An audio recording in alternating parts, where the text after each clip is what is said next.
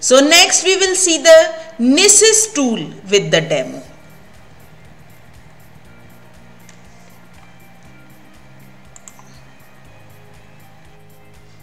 So let us start with the demo itself.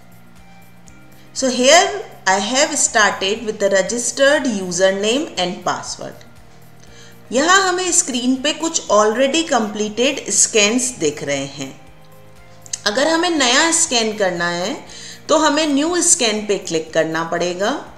इसके बाद निसिस हमें कई टाइप के स्कैन्स को सपोर्ट करता है, जैसे कि होस्ट डिस्कवरी करना, बेसिक नेटवर्क स्कैन करना, एडवांस स्कैन करना, एडवांस डायनेमिक स्कैन करना, मालवेयर स्कैन करना, वेब एप्लीकेशंस टेस्ट करना एंड मैनी मोर। कुछ स्कैन्स जैसे कि mobile device scan, audit cloud infrastructure, MDM configuration audit upgrade करने पे ही किए जा सकते हैं। इसके लिए हमें निसिस एसेंशियल्स को निसिस प्रोफेशनल पे अपडेट करना पड़ता है। फॉर एग्जाम्पल, अगर हम बेसिक नेटवर्क स्कैन करना चाहते हैं तो हम बेसिक नेटवर्क स्कैन को सेलेक्ट करते हैं।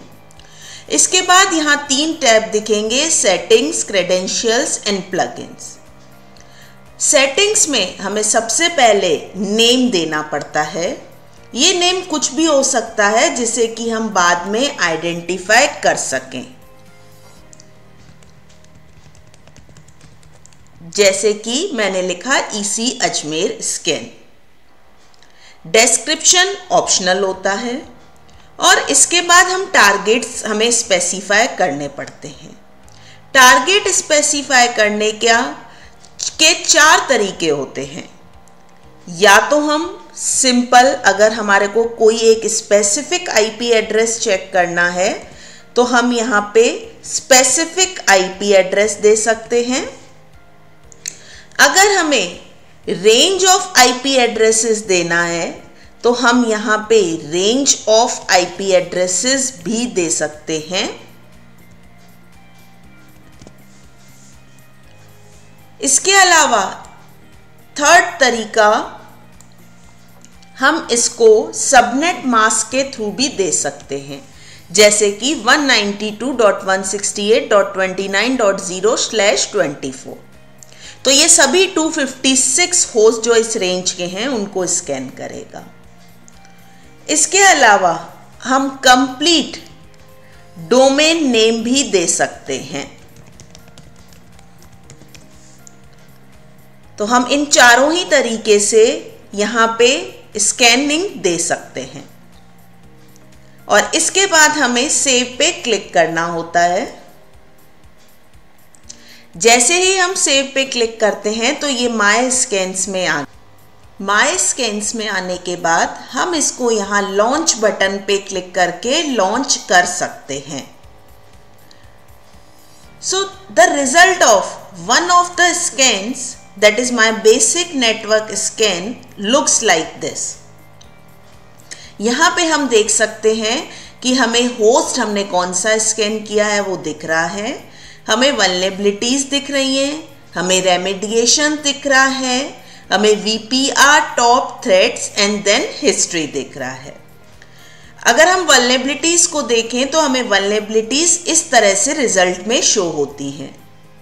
So there are 5 types of vulnerabilities based on the severity level।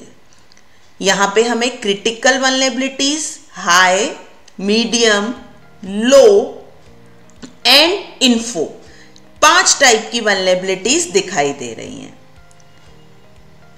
So we can see remediations like this।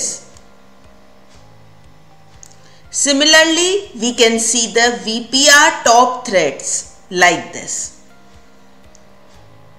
So VPR top threat shows us that the version 5.6.x installed on the remote host is less than 5.6.6 and therefore it has several vulnerabilities। जैसे कि हमें यहाँ पे दिख रहा है, इस पुराने वर्जन की वजह से heap based buffer overflow vulnerability हो सकती है, and this can result in denial of service condition और the execution of arbitrary code. CVE हम पहले देख चुके हैं। A heap based buffer overflow XML external entity flaw, और इसका जो सॉल्यूशन हमें सजेस्ट किया है नेसिस ने वो है कि हमें अपग्रेड टू PHP वर्जन 5.6.6 और लेटर पे चेंज करना पड़ेगा।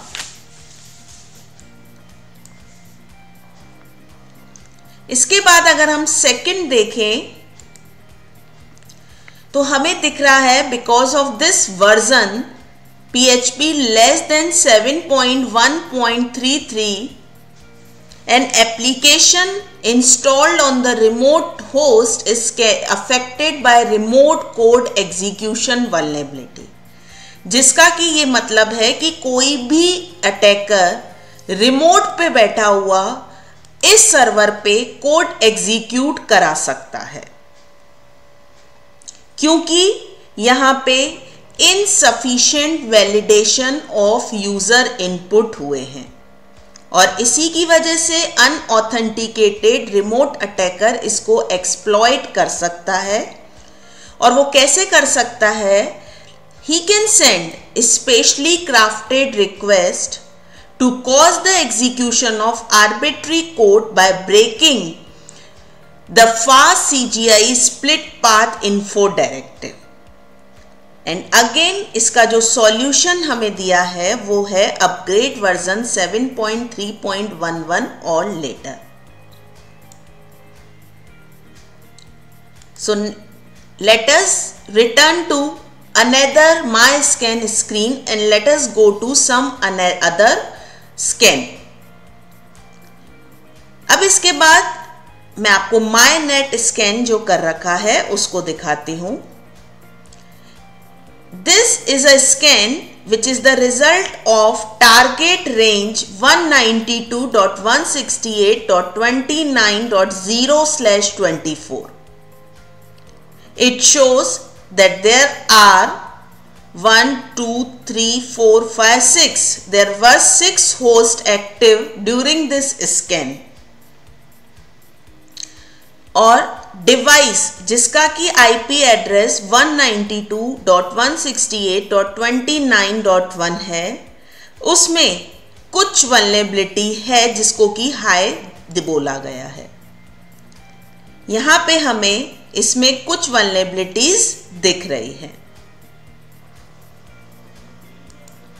अगर इस वल्नरेबिलिटी को हम डिटेल में देखें तो हमें बताया गया है कि इस डिवाइस का जो SSL सर्टिफिकेट है वो वीक हैशिंग एल्गोरिथम के थ्रू साइन किया गया है, और इसका जो सजेस्टेड सॉल्यूशन हमें दिया गया है वो हमें ये बोला गया है कि contact the certificate authority to have the SSL certificate री इशूड।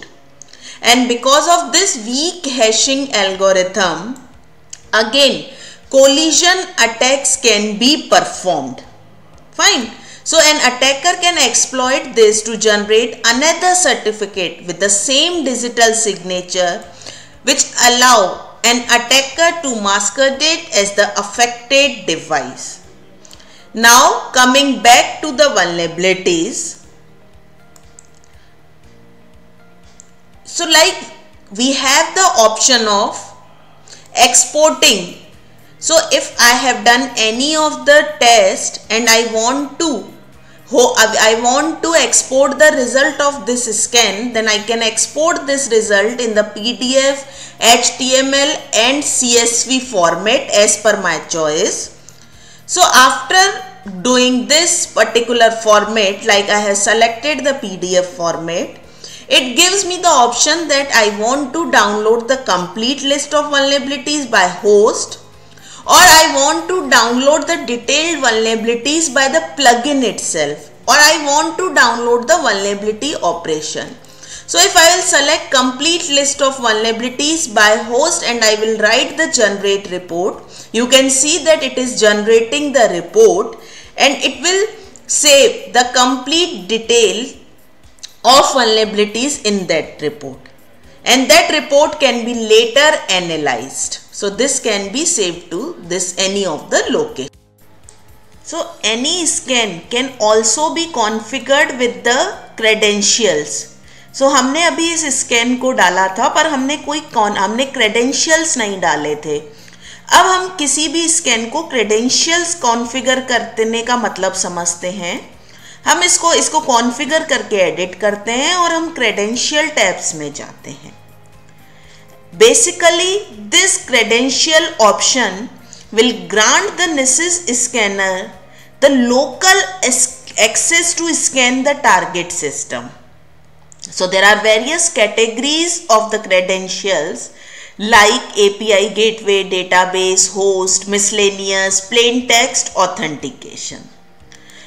हमें यहाँ पे plain text authentication में हम किसी भी सर्विस लाइक FTP, अगर हम FTP सेलेक्ट करते हैं तो हम FTP का यूज़र नेम और पासवर्ड कॉन्फ़िगर कर सकते हैं.